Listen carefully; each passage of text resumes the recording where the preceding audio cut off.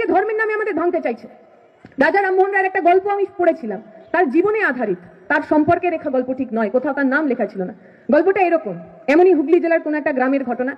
একটি ছেলে, তার 12 বছর বয়স, তার বাড়িতে 7 বছরের একটি ছোট্ট দুঃসম্পর্কের বোন আছে, সম্পর্কে আত্মীয়া হবে আর কি। তো সেই মেয়েটি খুবই এই দাদার নেওটা, বিভিন্ন সময় তার আশেপাশে ঘুরঘুর করে, কখনো তার কাছ থেকে লজেন্স চায়, কখনো তার কাছ থেকে নতুন বই পড়তে চায়, কখনো বলে আমাকে চুলের ফিতে কিনে দাও, খুবই আদুরে। তো কদিন পর জানা গেল সেই ছোট্ট 5 বছরের মেয়েটি এখন আর একটু বড় হয়েছেন, তার নাকি সম্বন্ধ দেখা হয়েছে, বিয়ে হবে। কুলীন পরিবার, কুলীন ব্রাহ্মণ পরিবারের মেয়েদের অনেক তাড়াতাড়ি বিয়ে যেতে হয়। তো যার সাথে বিয়ে হবে তার বয়স কত? জানা গেল একটি খুব ভালো কুলীন ব্রাহ্মণ পাত্র পাওয়া গেছে, যার বয়স বেশি না, 80 বছর। 80 বছরের বুড়ো লোকের সাথে 10 বছরের মেয়ে বিয়ে হবে। মেয়েটির তো খুব আনন্দ, আর অনেক হাতে সোনার গয়না পরানো হয়েছে, গলায় সোনার গয়না পরানো হয়েছে, নতুন শাড়ি, পায়ে আলতা, সে নেচে কুদে বেড়াচ্ছে। এই ছেলেটির মনের মধ্যে একটুখানি অস্বস্তি হচ্ছে যে ওইটুকুনি আমার ছোট্ট বোন, সে একটা এরকম 80 বছর বুড়ো লোকের সাথে চলে যাবে, কিন্তু কিছু বলতে পারছে না।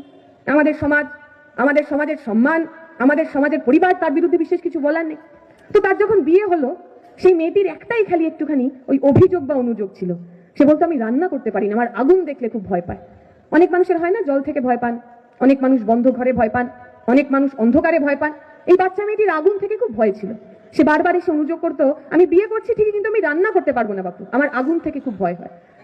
2 দিন পর জানা গেল যে বয়স্ক লোকের সাথে এই ছোট্ট মেয়েটির বিয়ে হয়েছিল, তিনি পরলোক গমন করেছেন। কিছুদিন পর এটাও সিদ্ধান্ত হলো যে সেই মানুষটাকে যখন দাহ করা হবে, তার সাথেই 10 বছরের মেয়েরও সতীদাহ হবে।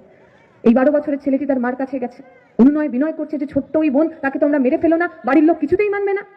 বাচ্চা মেয়েটির বাবা, সে বলছে না না, সতীদাহ করতেই হবে, আমার মেয়ে যদি সতী হয় তবেই আমি স্বর্গে যেতে পারবো। বাবার স্বর্গে যাওয়ার জন্য 9 বছরের মেয়েকে পুড়িয়ে ফেলতে হবে, জ্বালিয়ে ফেলতে হবে।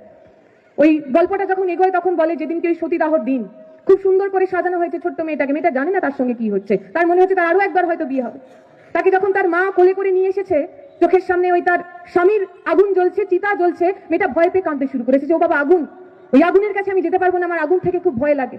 ওই ছেলেটি বলছে সে দৌড়াচ্ছে, ওই সতীদাহ যেখানে হচ্ছে, ওই শ্মশান যেখানে, সেখান থেকে সে দৌড়ে পালাচ্ছে, কারণ এই ছোট্ট মেয়েটার আর্তনাদ, মা আমার আগুনে খুব ভয় করে, আমায় আগুনের কাছে নিয়ে যেও না, ওই আওয়াজটা তাকে তাড়িয়ে তাড়িয়ে বেড়াচ্ছিল।